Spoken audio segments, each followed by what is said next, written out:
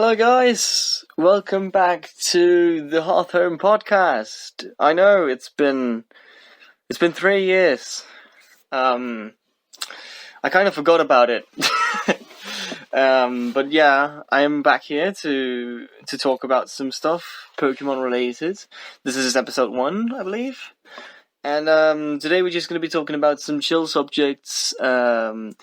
What I've got on my mind right now is probably something about Pokemon Let's Go and how I feel about that. We're also going to be listening to some brilliant music. Today, I believe we're going to feature some music from the Pokemon Mystery Dungeon series, so that should be great. And on that note, let's cut to some music, right? And we'll get back to you in a few minutes. See you then.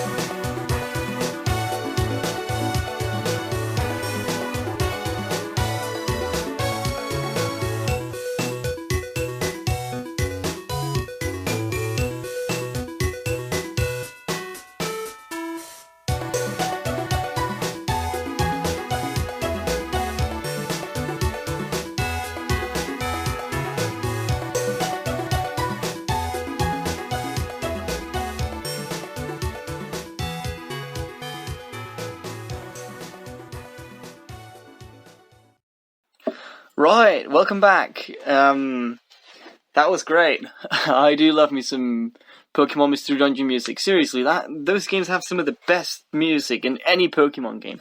If you haven't played Pokemon Mystery Dungeon games, I can seriously recommend it. Probably the most praised of the series is Pokemon Mystery Dungeon Explorers of Sky. It's a phenomenal game. If you haven't had the chance to play it, I definitely recommend it. It's one of my favorite games of all time. Anyway, talking about good games, let's talk about Pokemon Let's Go, even though that's a bit controversial to say, but let's just jump into it. Right, so I bought my Switch a couple of months ago, and with my Switch I got Pokemon Let's Go Eevee version, because I think Eevee is way cuter than Pikachu. No, that's not true, but I didn't just want Pikachu, I wanted something more, yeah, I guess you could say unique, but that wouldn't really fit it, because there's the only two games, so it's a choice 50-50. Right.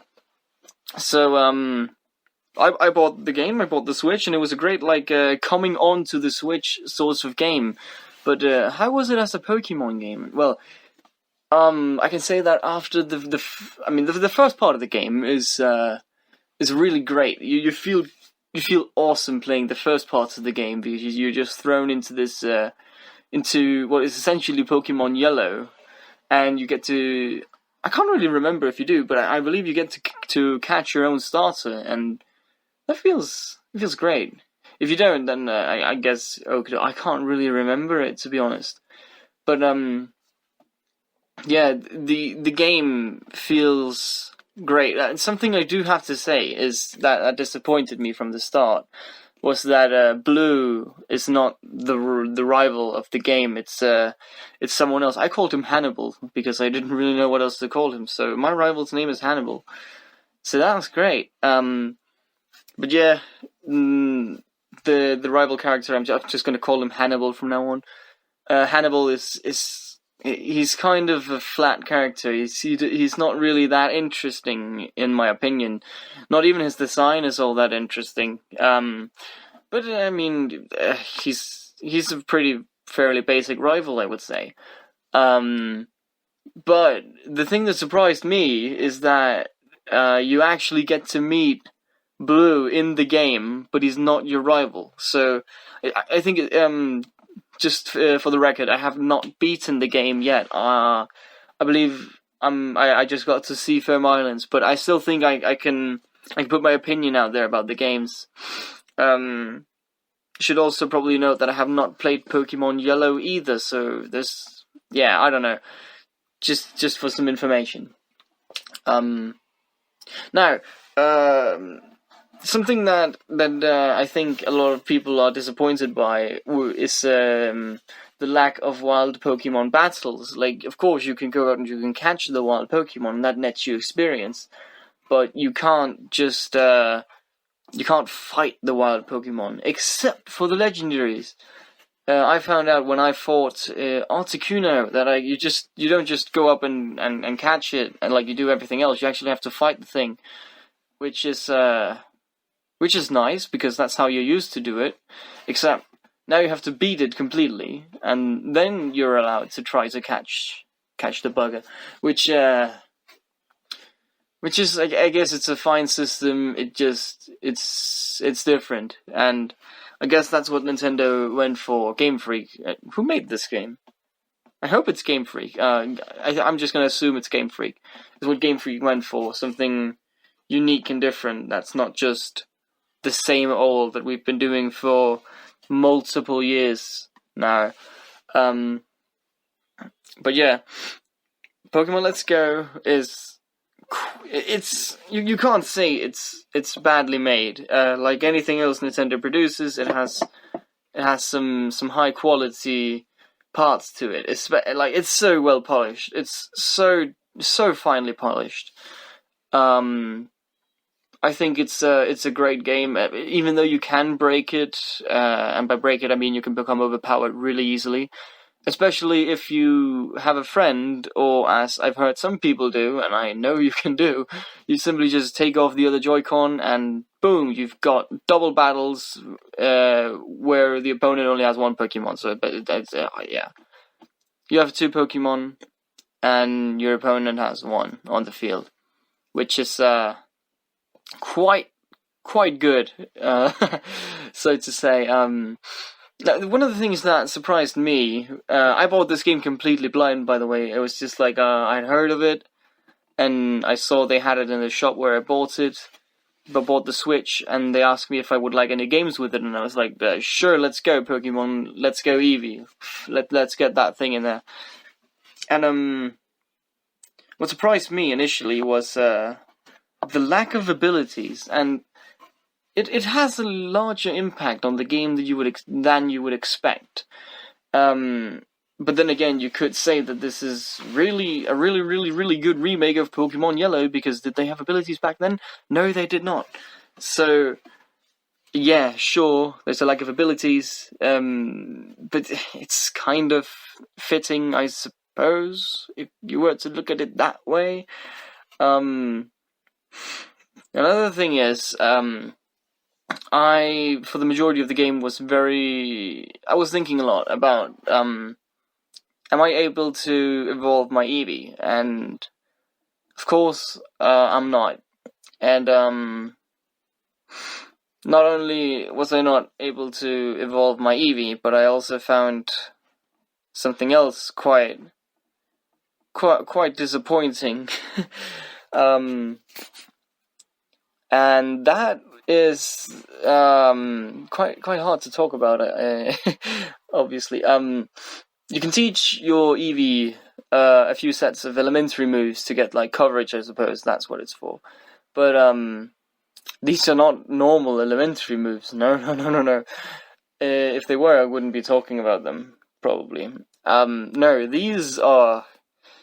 Oh boy, these moves have some of the dumbest names I have ever in my life heard, or read on the screen. I should probably clarify.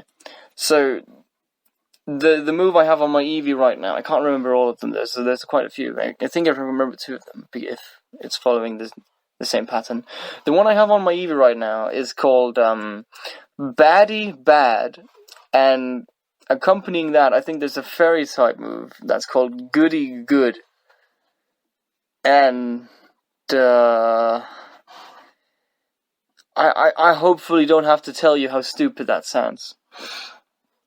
I think that's just really a lack of creativity on Nintendo's or Game Freak's part, or the Pokemon Company's part. Whoever made the game,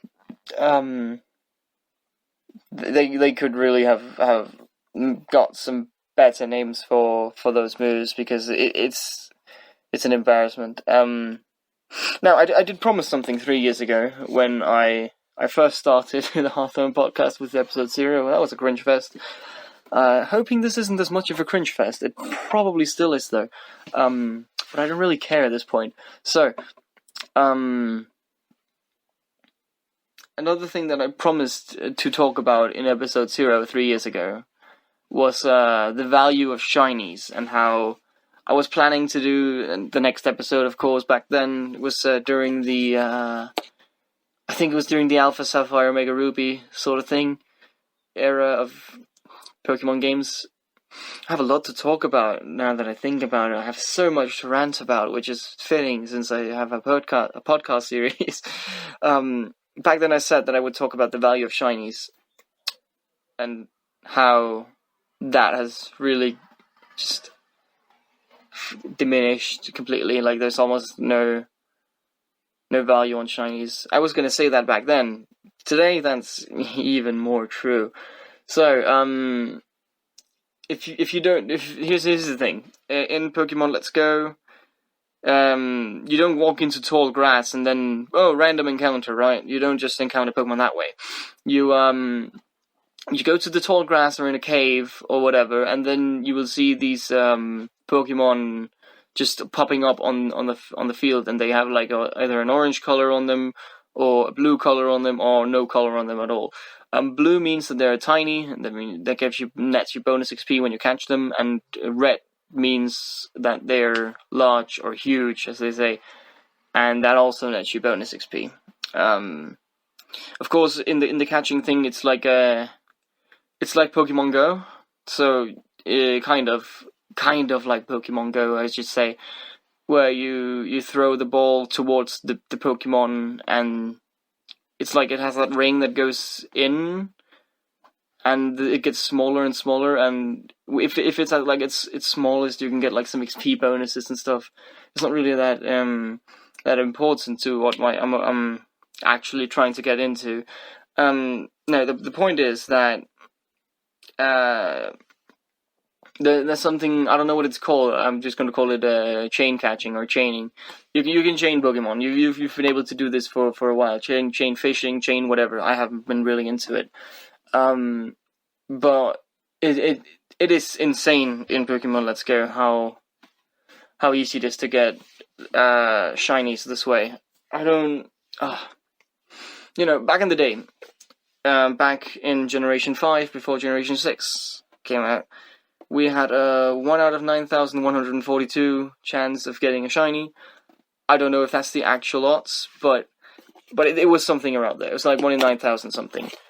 I've read,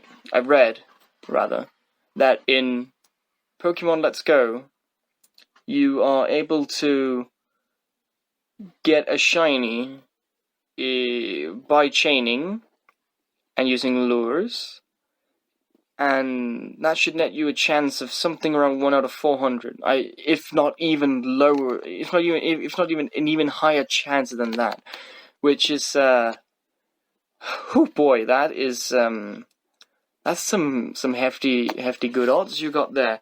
But then you start to think about like that was something I was going to complain about. Back in 2016, I was still playing Pokemon X and Y, and I had not gotten my first shiny yet. I did get one in Pokemon Y. I got my first shiny, but when I first started the Hearthome Podcast, I had not gotten my first shiny yet. But I had a friend, I still have this friend, who was breeding for competitive Pokemon, as you do. I was in a competitive circle at the time. I'm not really anymore. But I was in a competitive circle, and he was breeding for some good Pokemon. And I would always get him saying something in the group chat like, "Oh, any of you all want a shiny Zigzagoon?" And I'm like, "What? How did you get a shiny Zigzagoon? That's insane." He's like, "Oh, I've been like just been collecting them, I suppose." And I found out that he had like multiple boxes filled with just shiny Pokemon. And that's when it occurred to me like that the value of shinies had really gone down, because it used to be something you looked forward to, and when you're a good friend in your class, like when you were like 11, 12 years old, even younger than that, and one of your friends had like this shiny random Pokemon. It didn't even matter if it was like a Wurmple or Bidoof back in the Diamond and Pearl days. That was cool. That was legit. Like, he was one lucky boy. But then I noticed when I played Pokemon X and Y that people were just throwing away shinies and giving them away, and they had just lost all value, which I don't really like. And now in Pokemon Let's Go, it's even worse. It's absolutely even worse. There's like, I would say there's almost no worth in shinies anymore, like at all, and there haven't been for a while. The economy is inflated with shinies, I suppose I should say. It used to be worth a lot. They used to be worth a lot, and now they're worth practically nothing. Except for the games where you can't trade down, for example, like, just ever since the Generation 5 and down, that's the games where the shinies are worth the most, I would say. Except for Gen 2, because there's something about the trainer ID or something that decides your shiny odds. I don't really know. I just wanted to rant a little about shinies for a while. I'm gonna return after this little music break. I hope you haven't died of boredom or anything yet. I mean, I hope you like listening to this while just doing something calming and soothing like homework. Or no, you probably shouldn't listen to this while doing homework. You probably shouldn't listen to this at all. It's so stupid. But yeah, I hope you're gonna enjoy this little music break. We're gonna play some more music from the Pokemon Mystery Dungeon series, and I hope you enjoy this little break. Sorry for rambling for 16 and a half now. I'm signing off for a little while so you can listen to your music. All right, see you then.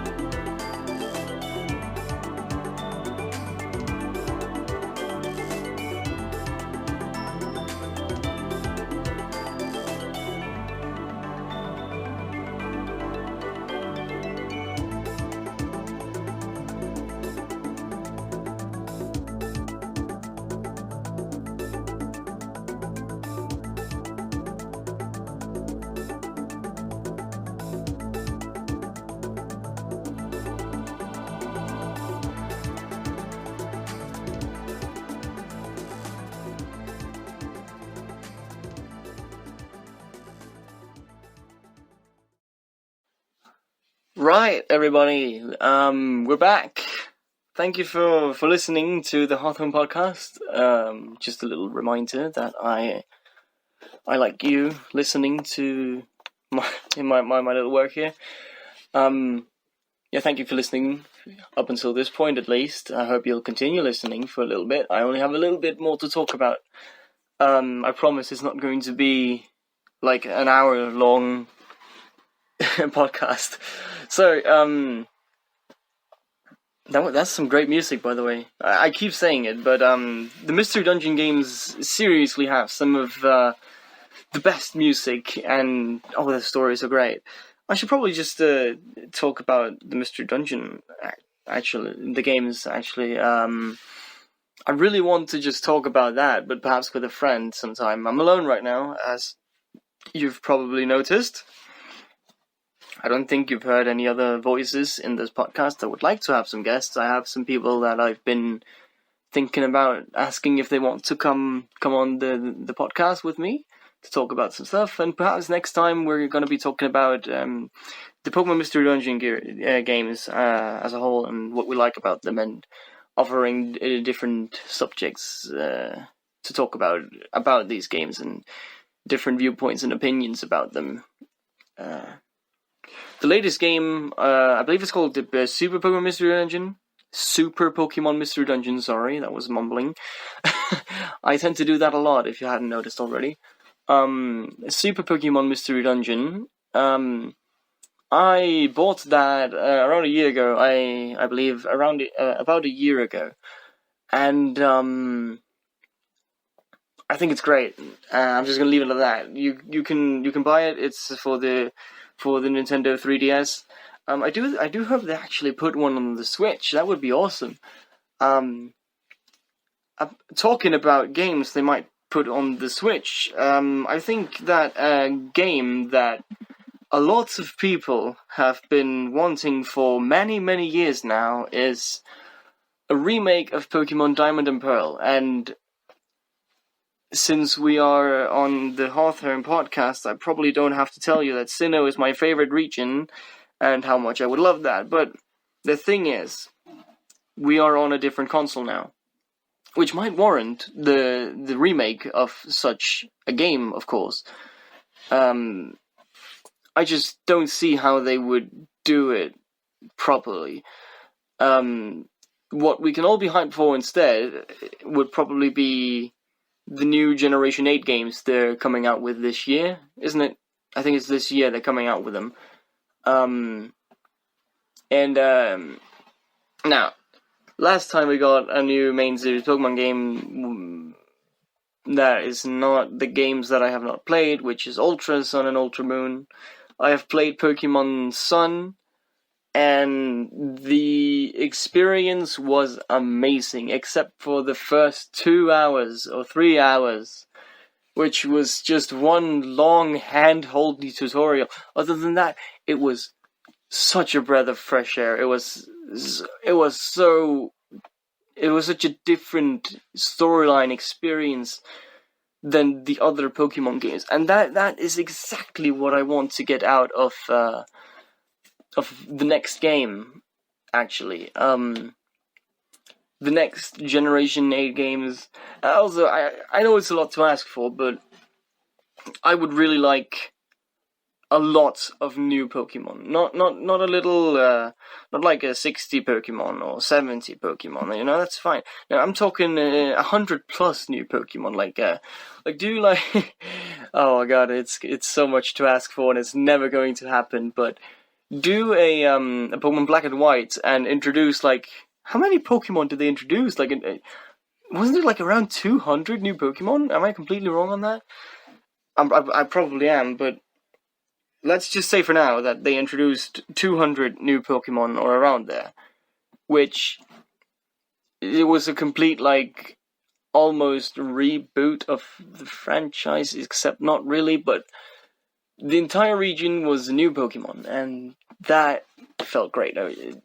How you feel about the 5th generation of Pokemon, their designs and whatever, That's up to you to decide how you feel about that. I quite like most of the Pokemon, if I'm being honest. That doesn't really matter in this year. I would personally love a lot more Pokemon. Now, the Pokemon we got in Sun and Moon, in Generation 7, there were fewer of them. There were not that many of them. However, there were more than in Pokemon X and Y.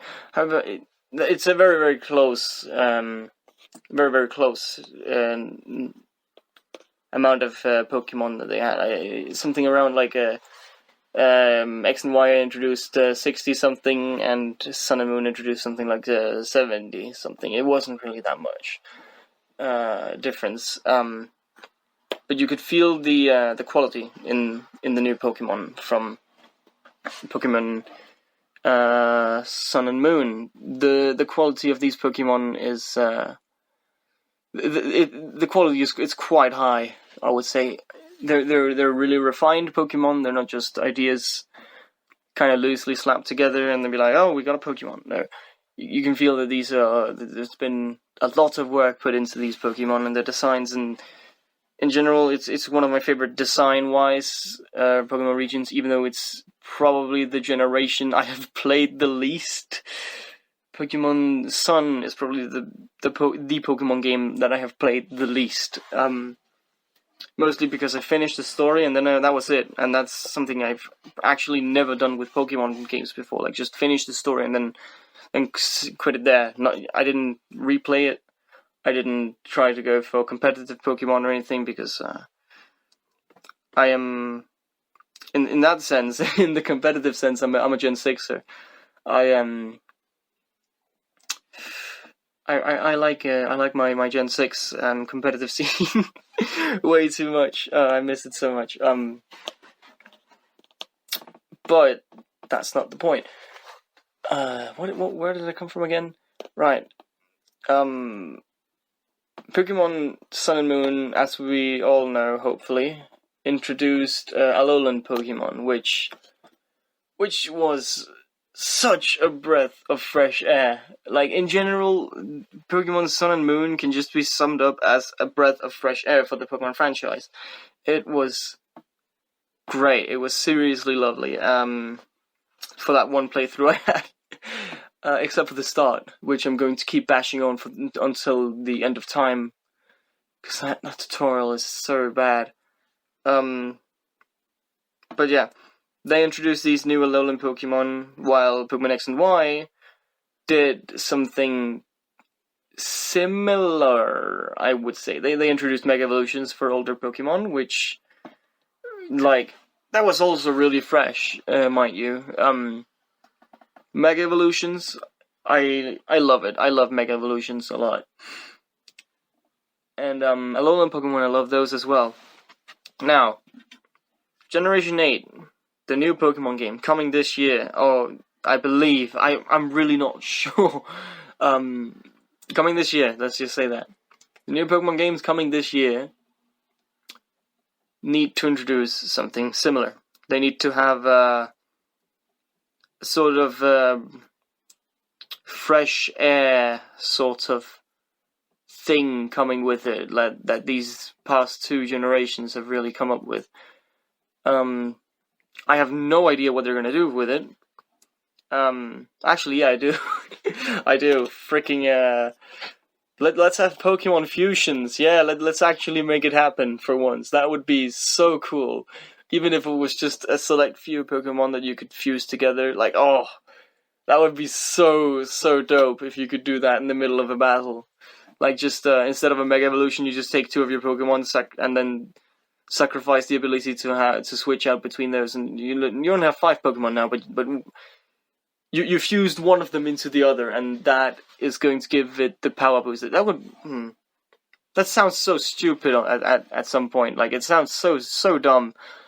But it sounds dumb enough for it to maybe happen, and I'm gonna keep hoping for Pokemon fusions. because that's awesome. They need to introduce something like Pokemon fusions, not necessarily Pokemon fusions, just something to make the older Pokemon from previous generations feel new again and feel exciting to use. Otherwise, I'm really excited to see how they handle a main series Pokemon game on the Switch. And that's something that people have been worried about. No, the new Pokemon games coming are not going to have the same graphics that are childish and, dare I say, simple. For the new games, they're not going to have that from Pokemon Let's Go. I should probably say that I'm talking about the animations and the graphics from Pokemon Let's Go that I've heard people say are childish and simple. And something I definitely say that I would personally not like in the new Pokemon game coming is the animation of Pokemon Let's Go. Pokemon Let's Go has a few animated cutscenes, not that many to be honest, but some parts of the animation is absolutely phenomenal. For example, when you go to play with your Pokemon Eevee or Pikachu, I think Eevee/Pikachu's animations are phenomenal and they're great. But then you go out into the overworld and, for example, in a cutscene where you are being attacked by Articuno, or when you try to encounter Articuno, it doesn't look too good. It looks clunky or simple or just in general I would say not high quality, but not low either. So I wouldn't even dare say it's medium either, because it's like it's still a good animation, of course, but it's just not what you would expect from Nintendo. And because if there's actually something that I think about when I think Nintendo games, particularly for the Wii U, actually, with I think one of the games with some of the best animation that's really not played or talked about often is Nintendo Land, which is actually one of my favorite games of a long time. It's so fun to play Nintendo Land, and it has some great animation for the most part. Also, Super Smash Bros. Has incredible animation and incredible effects. And seeing Pokemon Let's Go stand side by side with Super Smash Bros. Ultimate is, of course, the budget for Pokemon Let's Go probably went somewhere that's not really animation for the most part, but it's still such opposites in my eyes. It's weird to think about, but I'm not discrediting Pokemon Let's Go in the animations department per se. I'm just saying it's not up to the quality of Nintendo that I would expect from Nintendo. It's still good animation, don't get me wrong. The game still looks phenomenal and incredible. I really like the look of Let's Go, other than select few cutscenes and their animation that isn't really the greatest, but not the worst either. It's just not the greatest that I've seen, and I'm not saying it should be. I'm just saying that it's pretty obvious that that's where they didn't put the budget, at least. And that's something I would like to see from the next game. Is great animation. Also, I've heard people talk about that putting more emphasis on story in Pokemon Sun and Moon was the absolute right choice to do. So I'm actually going to root for the Nintendo on that one and say, like, keep going with the great story. And I'm actually pretty optimistic. I'm going to be closing down the podcast now, and just my final remarks about this is going to be that I'm pretty optimistic about the future of Pokemon. I think we're going to have a good year in that end, with Pokemon at least. If it's this year that the new games come out, I really can't remember when they said it would come out. But anyway, with another last bit of confusion on my end on not knowing what I'm talking about, because I really have no idea what I'm talking about for the most part. I'm going to be ending this this episode of Hearthome Podcast right here. Thank you for tuning in. If you would like more, remember to leave a like, maybe leave a comment, talk where you explain what you want me to talk about next time. I'm your host, Dugonger, and I'm going to see you next time. So, yeah, peace out.